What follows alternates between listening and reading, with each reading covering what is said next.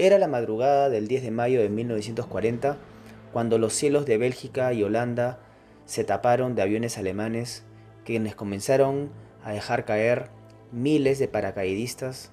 en puntos estratégicos como las ciudades de La Haya, Rotterdam y el fuerte belga Even-Emael. Asimismo, más al sur, los tanques de Heinz Guderian entraban a las Ardenas sin ser vistos por las fuerzas aliadas. Este sería el inicio de una de las batallas más importantes de la Segunda Guerra Mundial, la Batalla de Francia. El Fall Gelb, o Operación Amarillo, era el plan de ataque alemán para invadir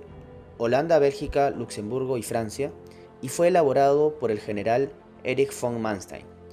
Básicamente consistía en una fuerza poderosa de panzers que deberían de atravesar las Ardenas, cruzar el Mosa en la ciudad de Sedán, para luego dirigirse al Canal de la Mancha y así encerrar a una gran parte de los ejércitos aliados en Bélgica. Esta operación de maniobra estaría a cargo del grupo de ejércitos A, al mando del general Herr von Rundstedt, pero en donde se destacarían dos importantes generales de tanques, Heinz Guderian y Erwin Rommel, los cuales serán muy conocidos a lo largo de la guerra. Por otro lado, el grupo de ejércitos B, al mando del general Fedon von Bock, se encargaría de ocupar Holanda y el norte de Bélgica para de esta manera presionar a las fuerzas aliadas hacia el mar. Y finalmente, el grupo de ejércitos C del general von Lipp estaría a cargo de proteger la línea Sigfrido y retener a las fuerzas aliadas en la línea Maginot. Para ejecutar este plan, Alemania contaba con 3.350.000 hombres divididos en 141 divisiones, 2.445 tanques, 5.446 aviones y 7.738 piezas de artillería.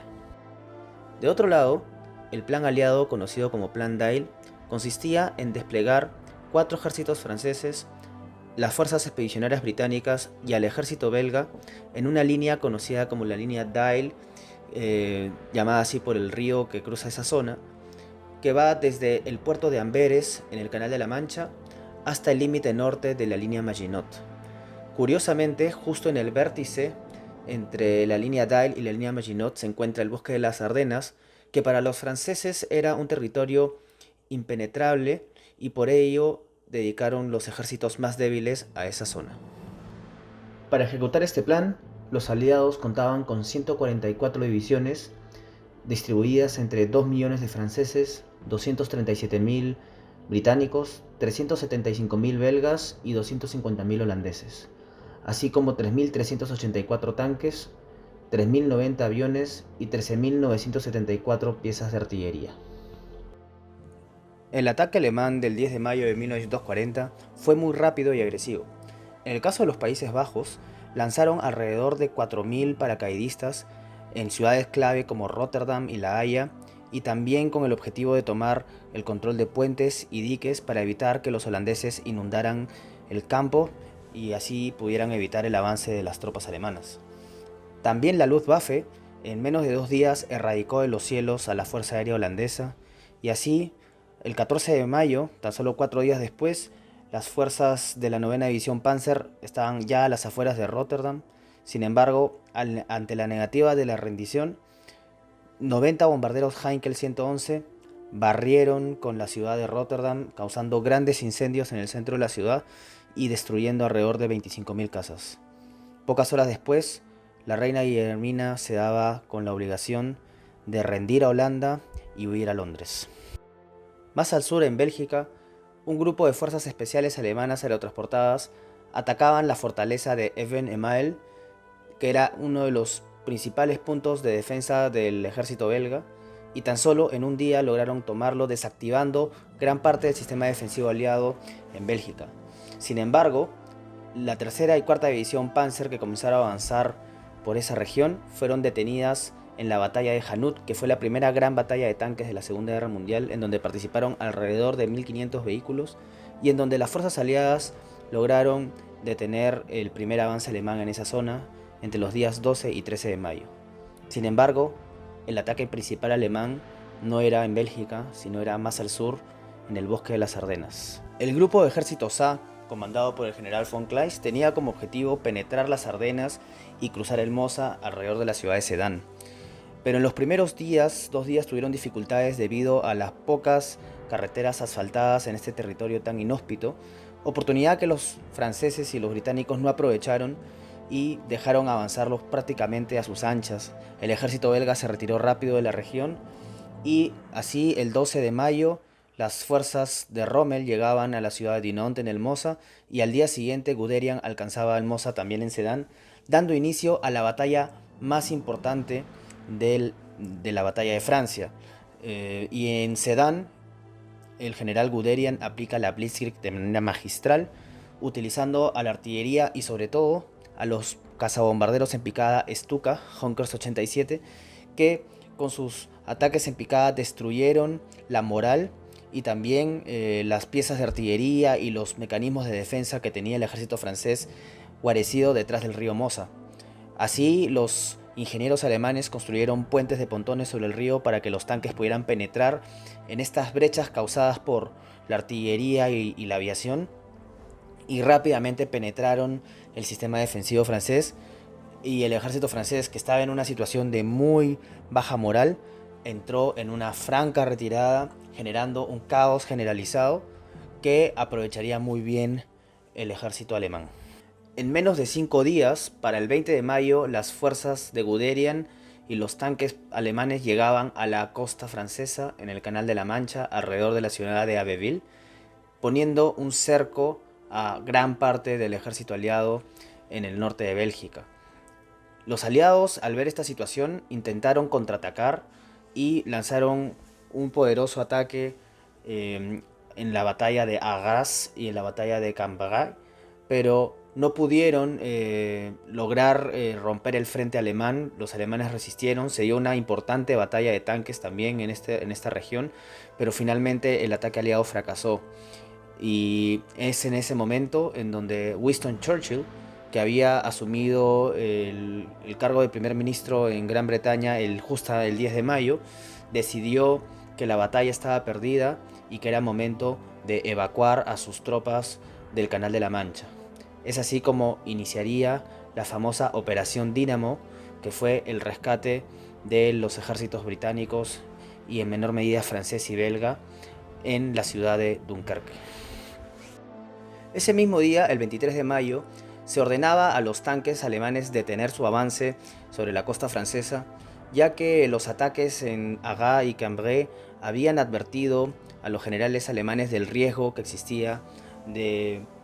un ataque aliado que pudiera romper las líneas alemanas y que había mejor que esperar a la infantería que venía retrasada, así como a los suministros de combustible y municiones. En esta oportunidad, Hermann Göring aprovechó para decirle a Hitler que él, con su poderosa Luftwaffe, iban a acabar con las tropas aliadas que estaban tratando de escapar por las playas francesas y belgas.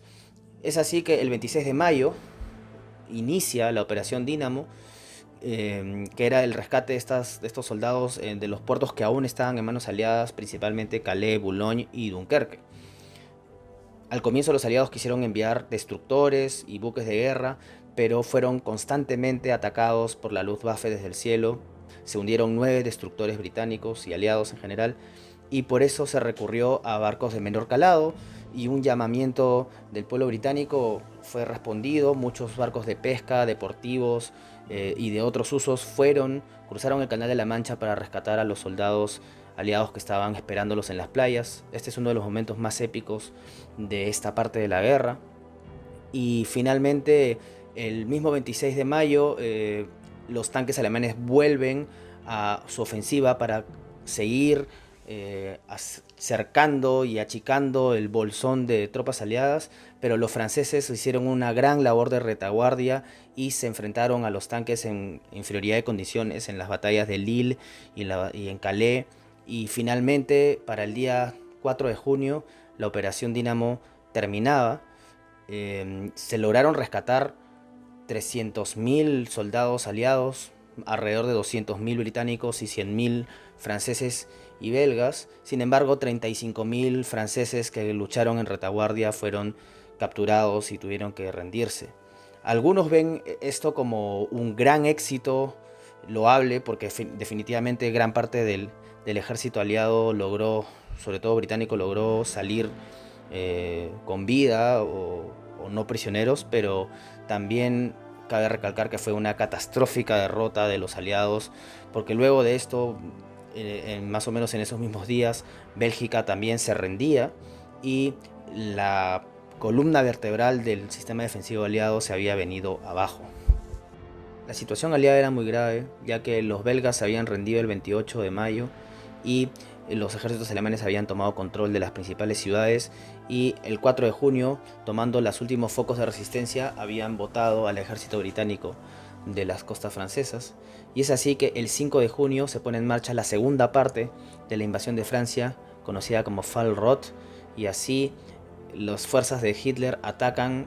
el río Somme, el frente del Somme, y las fuerzas francesas que quedaban estaban muy desmoralizadas, no tenían armamento, no tenían aviación y fueron rápidamente puestas en retirada. Tan rápido que tan solo 4 días después, el 14 de junio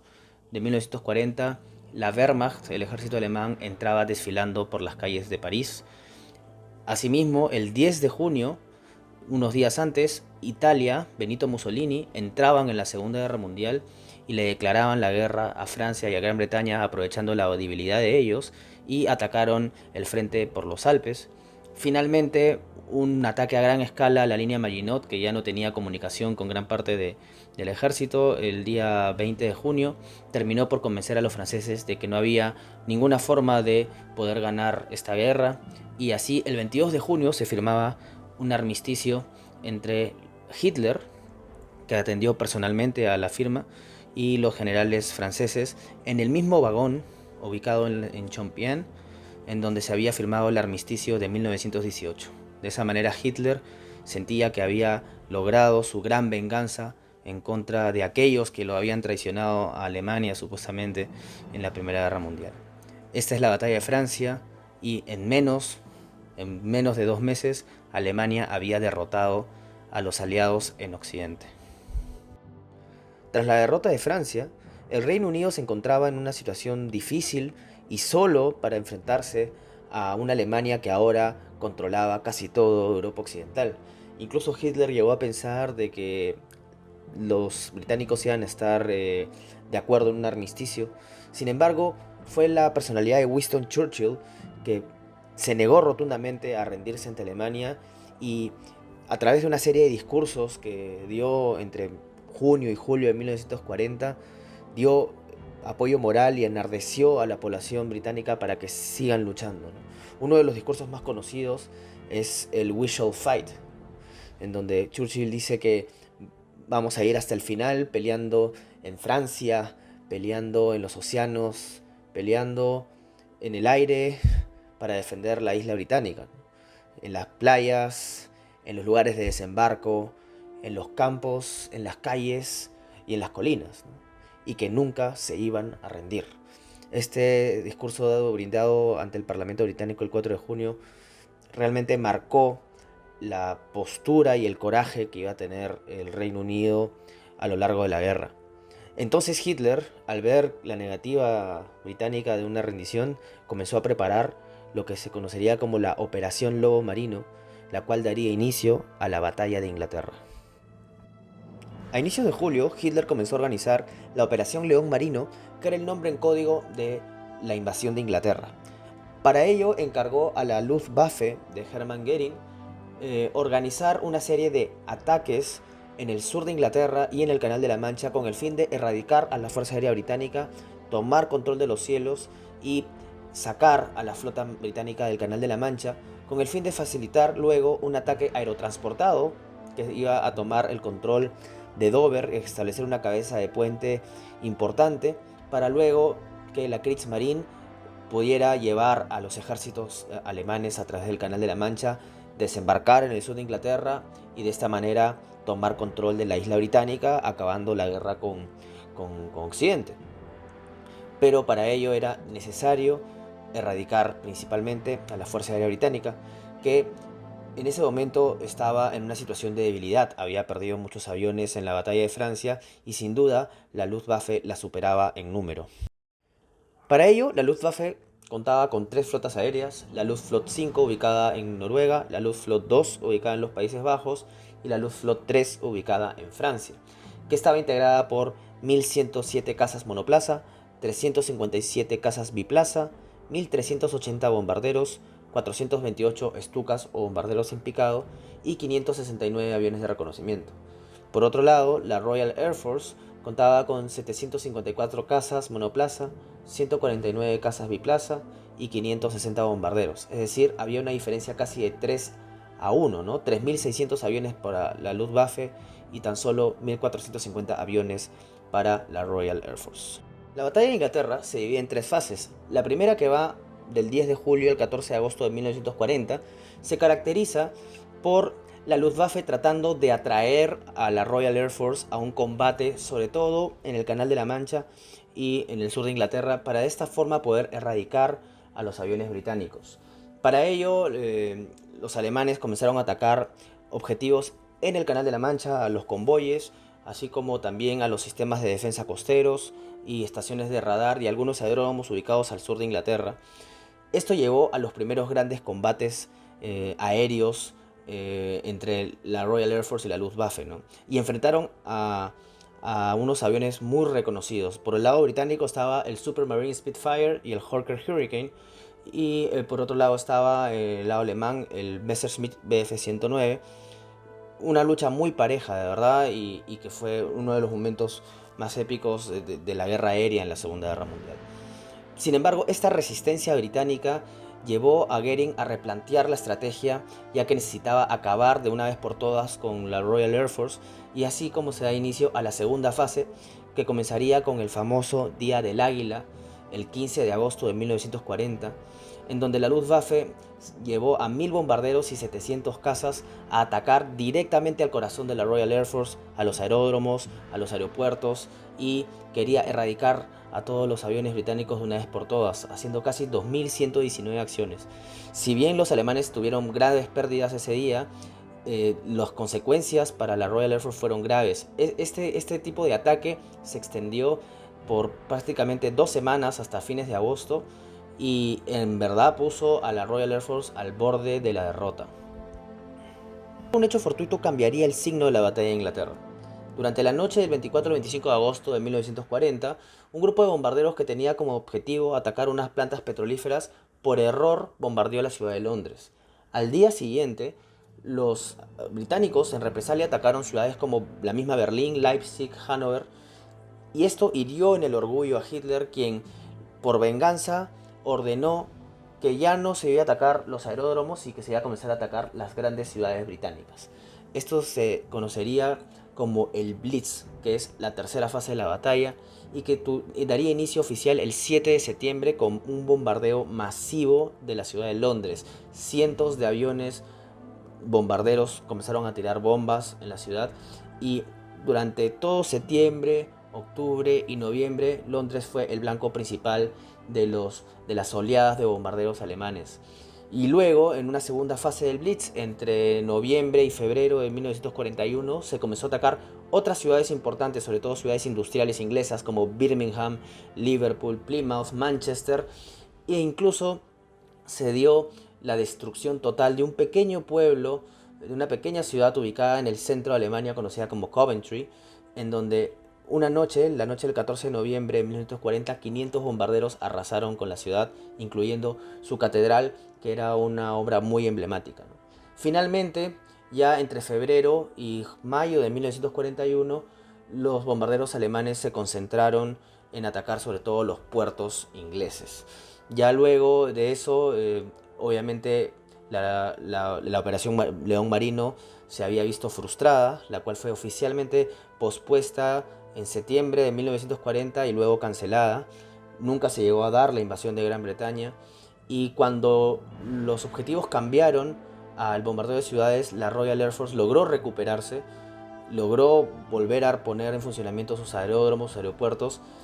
y las fábricas siguieron produciendo aviones, y poco a poco comenzaron a causarle grandes bajas a los bombarderos alemanes y de esta manera salieron triunfadores los británicos, pero no sin un gran sacrificio tanto de sus pilotos como de la población civil, que sufrió una gran cantidad de muertes, sobre todo en los ataques a las ciudades durante el Blitz. Finalmente, los alemanes perderían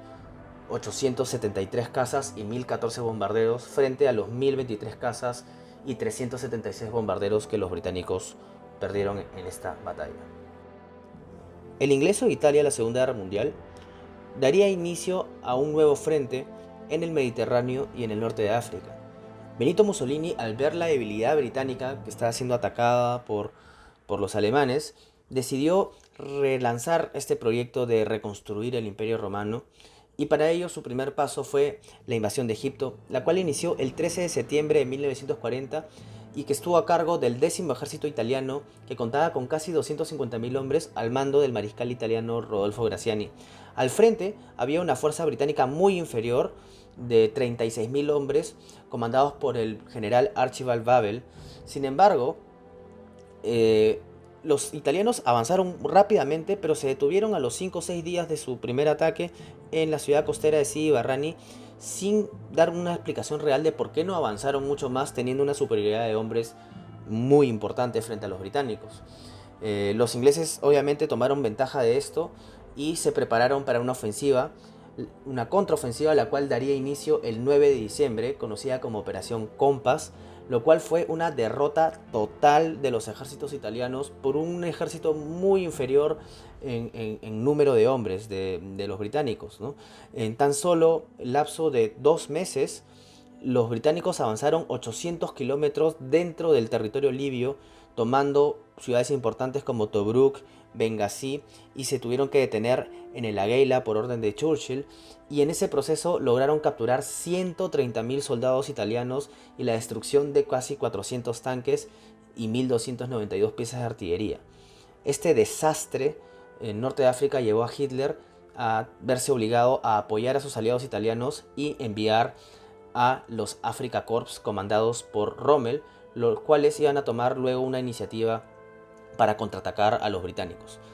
En paralelo, las fuerzas italianas que estaban apostadas en Etiopía también lanzaron un ataque contra la Somalia británica el 9 de agosto, ocupándola en breves días. Sin embargo, el 19 de enero,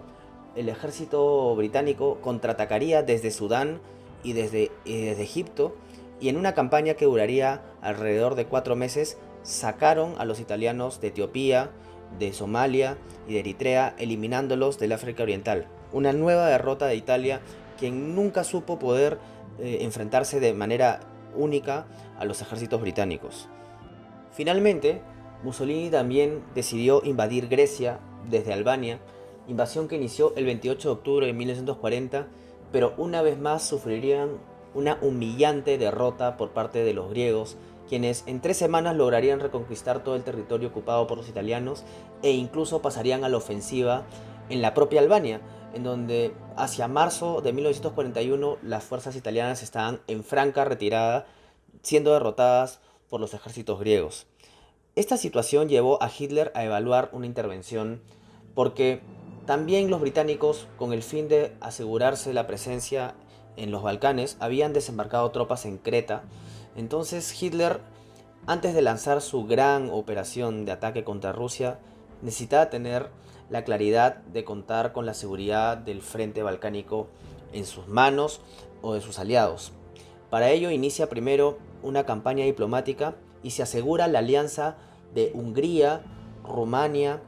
Bulgaria y Yugoslavia, quienes entre fines de 1940 e inicios de 1941 se unen al eje. Sin embargo, el mismo día 25 de marzo en que se firmaba la adhesión de Yugoslavia al pacto tripartito, un golpe de estado en ese país derroca al gobierno del rey Pedro II, y esto Hitler lo toma como una humillación y como una afrenta,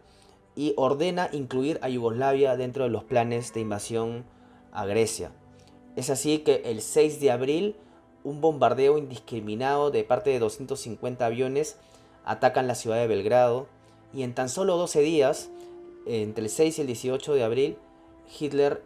invade todo Yugoslavia atacando desde diferentes frentes en las tropas que estaban apostadas en Hungría, Rumania, Bulgaria y la propia Albania. Asimismo,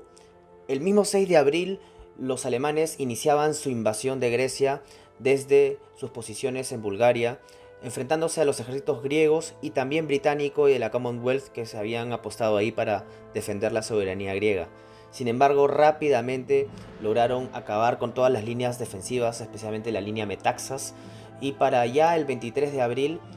los ejércitos griegos ofrecían su rendición. El 24 de abril los alemanes derrotaban en las Termópilas, aquella famosa desfiladero en donde los 300 espartanos se defendieron contra los persas. Los alemanes esta vez lograrían avanzar rápidamente derrotando a los británicos. El 27 de abril caería Atenas y para el 30 de abril toda la península de Grecia había sido ocupada por los alemanes. Para terminar de asegurar el frente sur, Hitler decide invadir también la isla de Creta, que estaba ocupada por fuerzas británicas, australianas y neozelandesas, y es así que se lanza una operación aerotransportada a gran escala, la más grande llevada hasta la época, en donde participaron 4.500 paracaidistas que desembarcarían en la isla de Creta, pero sufrirían una gran cantidad de bajas, ya que la resistencia de las fuerzas aliadas fue bastante fuerte. Sin embargo, finalmente se lograrían imponer y acabando con la ocupación de toda la isla el día 1 de junio de 1941.